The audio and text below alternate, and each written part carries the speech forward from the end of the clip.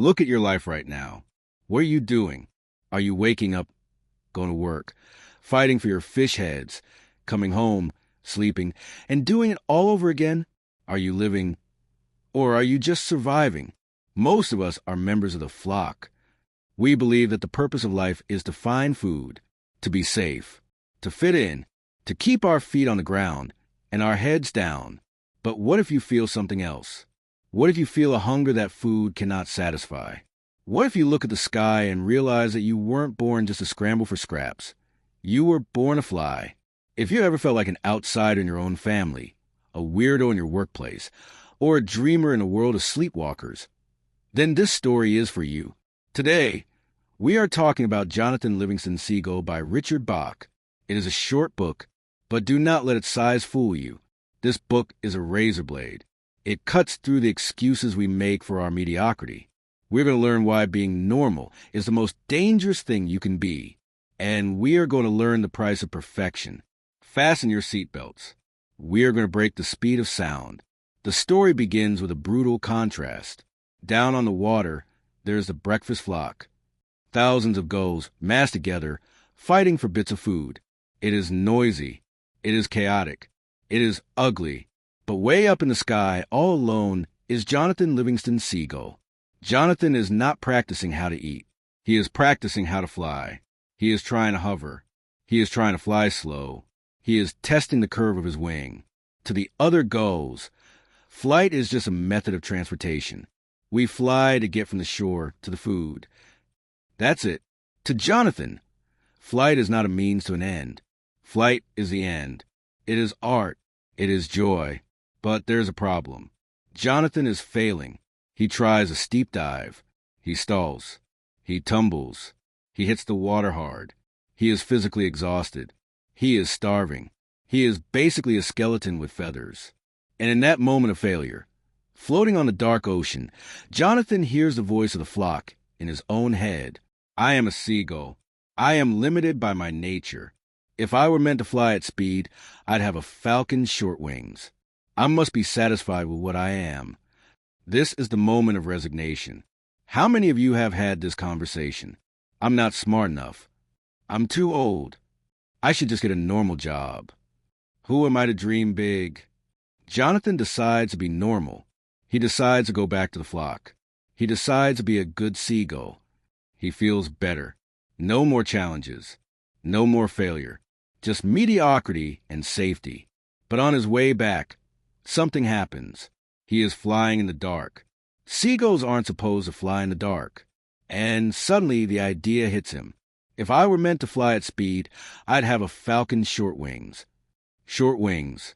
He doesn't need to be a falcon. He just needs to fold his long wings and use only the tips. He climbs to 2,000 feet. He folds his wings. He dives. He hits 140 miles per hour. He loses control. He crashes into the brick-hard sea. But when he wakes up, he isn't dead. He is alive. And he knows the secret. He climbs again. 5,000 feet. He dives. He hits terminal velocity. 214 miles per hour. He pulls out of the dive. He shoots past the breakfast flock like a cannonball. He has done the impossible. He is ecstatic. He thinks. When the flock hears about this, they will be wild with joy. We don't have to just fight for fish heads anymore. We can be free. We can learn. We can discover. He expects a parade. What he gets is a trial. Narrator. Jonathan lands. The flock is gathered in a council circle. The elder gull speaks. Jonathan Livingston Seagull, stand to center. Jonathan thinks it's for an award, but the elder says, stand to center for shame. Shame. Why? For his reckless irresponsibility, the elder intones. For violating the dignity and tradition of the gull family. Jonathan cries out, irresponsibility? I have found a way for us to be more than just eaters. I have found meaning. The flock's response is chilling. They turn their backs on him. The brotherhood is broken, they chant. They banish him, not to prison, but to the far cliffs. He is exiled from society. He is sentenced to die alone. This is the cost of vision. When you start to improve yourself, when you stop drinking, when you start a business, when you hit the gym, When you read philosophy, your old friends might not applaud you. They might attack you. Why? Because your flight reminds them that they are still crawling. Your success insults their mediocrity. So Jonathan goes to the far cliffs. And here's the twist. He is not sorry. His one sorrow was not solitude. It was that the other gulls refused to believe the glory of flight that awaited them. Jonathan lives a long life alone, but it is a good life. He learns to sleep in the air. He learns to catch rare, tasty fish that swim deep in the ocean. He doesn't need the fishing boats anymore. He proves that dependence on the system is a choice. Once you master your craft, you can feed yourself better than the system ever could. He learns everything a physical body can learn. And then one evening, 2 gulls appear beside him. They are pure white.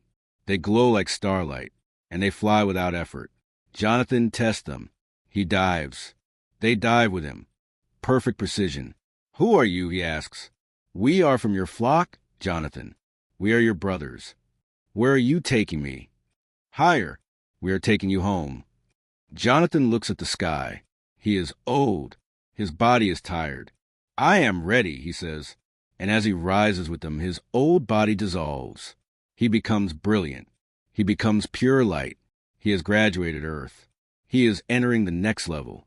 Jonathan thinks he is in heaven, but this heaven is strange. There are only a few gulls here, maybe a dozen. Why so few?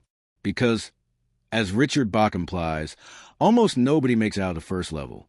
Most gulls spend 1,000 lives just learning that there is more to life than eating, then 1,000 more lives learning that there is such a thing as perfection. Jonathan learned it all in one life. That makes him a 1 in a million soul. Here, he meets his mentor, Sullivan. Sullivan helps him polish his technique. But Jonathan wants more. He sees the elder gull of this new world, Chang. Chang vanishes and reappears instantly. He doesn't fly, he just is. Jonathan asks Chang, "Where is this place? Is this heaven?" Chang smiles. "No, Jonathan. Heaven is not a place, and it is not a time. Heaven is being perfect." Chang explains the physics of the spirit. To fly as fast as thought, to be anywhere that is, you must begin by knowing that you have already arrived. The body is an illusion. It is just a drawing of your thought. If you can change your thought, you can break the chains of your body. Jonathan practices this. He stops seeing himself as a bird with a 3-foot wingspan. He sees himself as an unlimited idea of freedom. And one day, snap, he is gone. He materializes on a strange planet with 2 suns. Then he comes back. He has mastered space and time. Chang is pleased. But he gives Jonathan one final lesson before he leaves this plane of existence. Jonathan, Chang says, keep working on love. Love. Why love? Jonathan is a solitary master. He doesn't need anyone. But as he perfects his flight, he starts to look back. He looks down at the earth, at the fog, at the dark ocean. He thinks about the gulls back there, the ones who are fighting for fish heads, the ones who banished him. He thinks, is there another Jonathan down there? Is there another outcast who is dying to fly, but thinks he is crazy? Sullivan tells him not to go. They banished you. They hated you. Why help them? Jonathan answers with the wisdom of a bodhisattva. I don't love their hatred. I don't love their stupidity. But I look at them, and I see the real gull inside, the one capable of greatness. And I want to help them see it too. He realizes that true perfection isn't just being the fastest. True perfection is lifting others up. So, against all common sense, Jonathan Livingston Seagull dives. He goes back to Earth, back to the hell of the flock. On Earth, we meet Fletcher Lynn Seagull. Fletcher is young. He is angry. He has just been banished by the flock. He is flying away, screaming at the world. I don't care what they say. I'll show them. I'll be the wildest outlaw they ever saw. And suddenly, a white flash appears beside him. It is Jonathan. But Jonathan doesn't yell. He just glides. Perfectly. Effortlessly.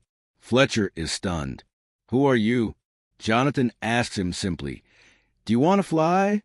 Yes. Do you want to fly so much that you will forgive the flock and learn and go back to them one day and help them know? Fletcher is angry, but he cannot lie to this being. Yes, he says quietly.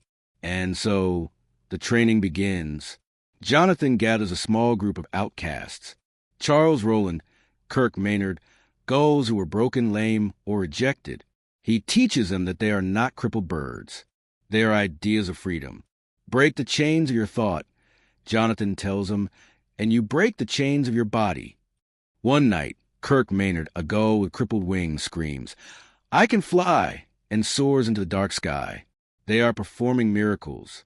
Not magic, physics, spiritual physics. Jonathan decides it is time to go back to the flock. Fletcher is terrified. They will kill us. We are outcasts. Jonathan smiles. We are free to go where we please and be what we are. They fly right into the center of the council beach. The flock is stunned. These outcasts, they're flying in formation.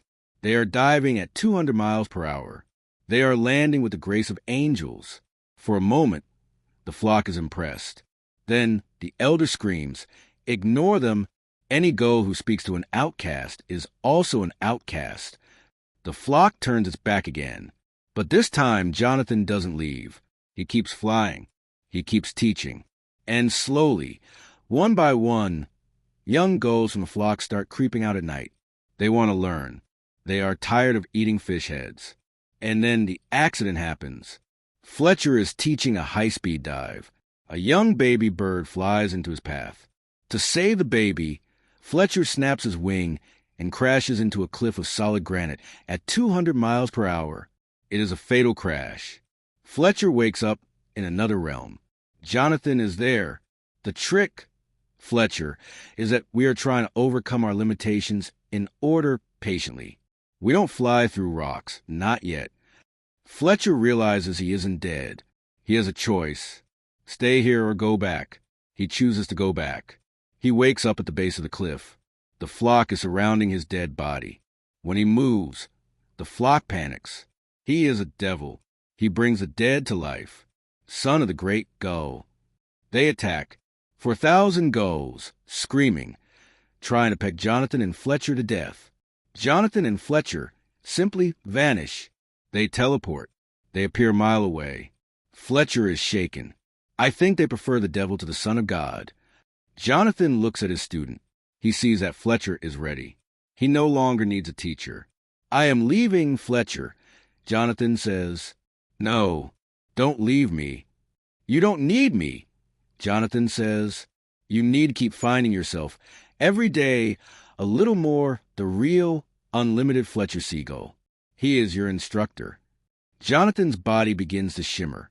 Don't let them spread silly rumors about me, he says. Don't let them make me a god. I am a seagull. I like to fly. And then he is gone. Fletcher is alone, but he isn't really alone. He looks at his new students, the terrified, clumsy outcasts looking up at him. He sees their potential. He sees their beauty. All right, says Fletcher Lynn Seagull. Let's begin. Richard Bach in the story there, but the real story continues in you. Jonathan Livingston Seagull is a mirror. If you looked at the breakfast flock fighting for scraps and felt disgusted, that is good. If you looked at Jonathan flying alone in the dark and felt a pull in your chest, that is your calling. The world will tell you that you have limits. They will tell you that you are just a body, just an employee, just a number. They will tell you that flying at 200 miles per hour is impossible and dangerous. But remember what Chang said, heaven is not a place. Heaven is being perfect. And perfection is not about being better than others. It is about being true to the limitless idea of yourself. So, here's my question for you to answer in the comments below. What is your flight? What is the one thing in your life that you do not for money, not for fame, but because when you do it, you feel like you are breaking the chains of gravity? Is it writing, coding, painting, raising your children? Are you brave enough to leave the flock to pursue it? Let me know your story. And if you want to join a community of outcasts who are learning to fly, if you want to break the speed of thought, then subscribe to this channel. We don't offer fish heads here. We offer the sky. Until next time, keep flying.